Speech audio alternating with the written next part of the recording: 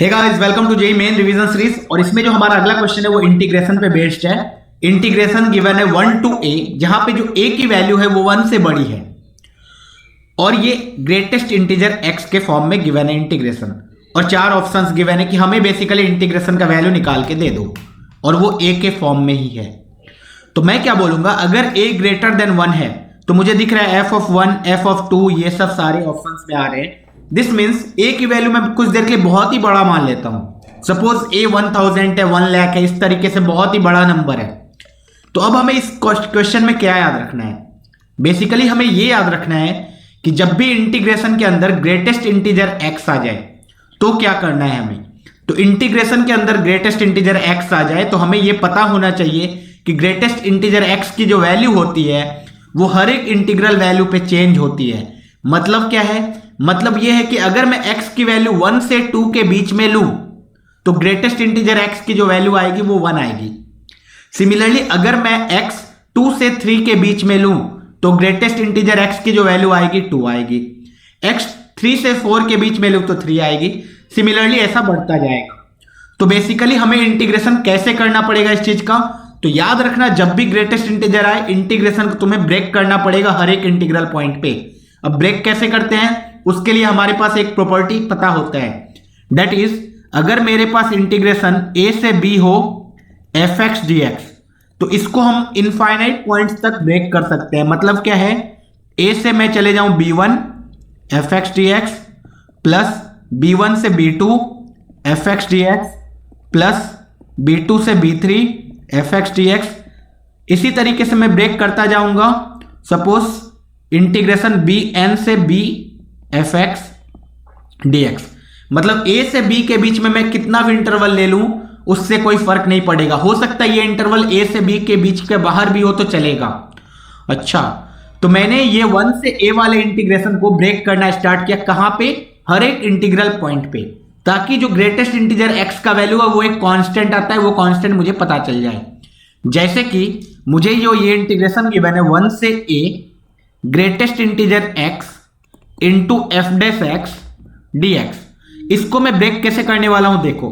मैं करूंगा 1 से 2 greatest integer x F dash x dx, बाकी सब कुछ सेम रहने दिया। फिर मैं आगे कैसे करूंगा, 2 से 3 greatest integer x F dash x dx। फिर मैं अगला टर्म क्या लिखूंगा, 3 से 4 greatest integer x F dash x dx। ये ऐसा चलता जाएगा, लास्ट में कहीं पे कोई इंटीजर से लेकर के a तक greatest integer x F dash x dx तक। ओके, अब हमें ध्यान से देखना है, जब भी ये जो इंटीग्रेशन का साइन होता है a टू b, इसका मतलब क्या होता है कि इंटीग्रेशन a टू b का मतलब होता है a प्लस से b माइनस। मतलब a से जस्ट बड़ा सा वैल्यू और b से जस्ट छोटा, उसके बीच में ही इंटीग्रेशन कर रहे हैं हम लोग। तो सोचो 1 से जस्ट बड़ा और 2 से जस्ट छोटा कोई भी नंबर ले लो, उसके बीच में ग्रेटेस्ट इंटीजर x की जो वैल्यू आएगी वो कितनी आएगी, 1 आएगी। दिस मींस ये जो पहला वाला इंटीग्रेशन है ये कितना बन जाएगा, इंटीग्रेशन 1 से 2 ग्रेटेस्ट इंटीजर x की वैल्यू आ गई 1, तो 1 into F dash x dx plus 2 से 3 वाला इंटीग्रेशन क्या बन जाएगा, सोचो ग्रेटेस्ट इंटीजर x की वैल्यू कितनी आ जाएगी, 2। ग्रेटेस्ट इंटीजर x की वैल्यू 2 आ गई तो ये इंटीग्रेशन कितना बन गया, 2 इंटू इंटीग्रेशन 2 से 3 F dash x dx plus 3 से 4 वाला क्या बन जाएगा, 3 इंटू इंटीग्रेशन 3 से 4 एफ डैश एक्स dx। ऐसा ही ये आगे चलता जाएगा। ये इंटीग्रेशन i से लेकर के a तक एफ डैश एक्स वाला क्या बनेगा बताओ। तो मैं देख रहा हूं बार बार कि जो यहां लोअर लिमिट में है नंबर वही आगे आ रहा है, तो यहां पे i की जगह i ही आना चाहिए। ओके, अब हम लोग इस इंटीग्रेशन को सॉल्व करते हैं। बताओ भाई 1 से 2 एफ डैश एक्स का इंटीग्रेशन, तो एफ डैश एक्स का इंटीग्रेशन क्या होना चाहिए, तो मैं बोलूंगा एफ एक्स। ओके, तो एफ एक्स पे लिमिट कहां से कहां तक लगेगा, 1 से 2 तक।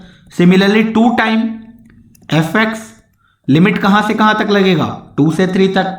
Similarly 3 time F x limit कहां से कहां तक लगेगा, 3 से 4 तक। ऐसा ही चलता जाएगा। Similarly I time F x limit कहां से कहां तक लगेगा, i से ए तक। चलो अब इसको निकालते हैं। ये जो लिमिट होता है ये कैसे निकालते हैं हम लोग, तो हम लोग बोलते हैं F of 2 minus F of 1।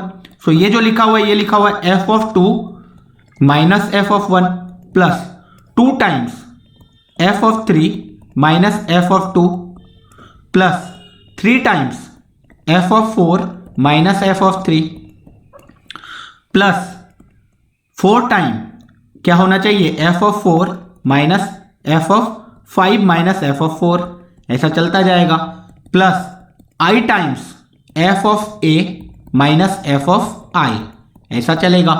Okay, तो ये लिमिट आ गया। अब इसको कैलकुलेट करते हैं। देखो माइनस एफ ऑफ 1 तो एक रहेगा क्योंकि एफ ऑफ 1 कहीं भी नहीं है। एफ ऑफ 2 एक बार प्लस के साथ आया, 2 बार माइनस के साथ आया, तो कितना बनना चाहिए ये F of 2 minus 2 into F of 2 कितना आएगा, तो माइनस एफ ऑफ 1 तो मैं पहले बाहर लिख देता हूं। ये कितना आने वाला है minus F of 2। Similarly in दोनों का काम खत्म, इसका काम खत्म। देखो एफ ऑफ 3 2 टाइम्स इधर माइनस के साथ 3 टाइम्स इधर, तो ये भी एफ ऑफ 3 भी नेगेटिव साइन के साथ आने वाला है। सिमिलरली एफ ऑफ 4 भी नेगेटिव साइन के साथ आने वाला है, ऐसा चलता जाएगा। सोचो लास्ट वाला इंटीग्रेशन क्या होगा, तो एफ ऑफ आई तो नेगेटिव साथ आने वाला है, माइनस एफ ऑफ आई आएगा, लेकिन प्लस क्या होने वाला है I times F of A. Okay, तो ये होने वाला है फाइनली। अब आगे देखते हैं, I times F of A, हाँ चलेगा। तो यहां से हमने बोला this is equal to I times F of A minus, अगर कॉमन ले लूं तो ब्रैकेट के अंदर क्या जाएगा F of 1 plus F of 2 plus F of 3 plus dot dot dot F of I तक।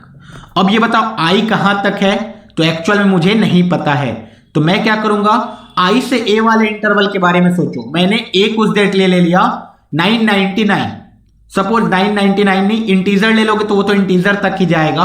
अगर मैं इंटीग्रल वैल्यू ना लूं तब क्या होने वाला है, सपोज मैंने ले लिया 10.5 ए को, तो वो जो होगा वो होगा 10 से 10.5 वाला।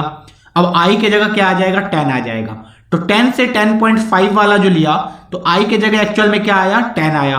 दिस मीन्स मैं क्या लिख सकता हूं ग्रेटेस्ट इंटीजर ऑफ ए लिख सकता हूं क्या आई को, बोलेंगे शायद हाँ।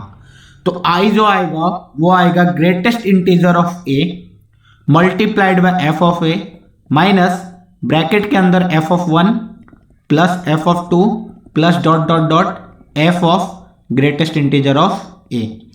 बहुत लोगों को हो सकता है ये समझ में ना आया होगा आई को ग्रेटेस्ट इंटीजर ए कैसे लिख दिया।